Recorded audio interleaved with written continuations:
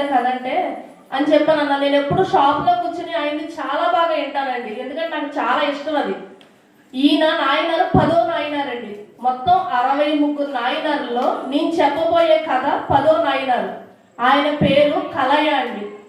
ఆయన మన తమిళనాడులోని తిరుక్కలనూరులో ఉన్నారండి. ఆయన మన తమిళనాడులోని ఎక్కడో కాదు ఉన్నది, ఆ తమిళనాడులో ఉండే అక్కడ ఆయన బాగా పరమ శివభక్తుడు. ఆయన ఆ శివభక్తుడైనటువంటి ఆయన ఎటువంటి పని చేసేవాడు కాదు ఆయన.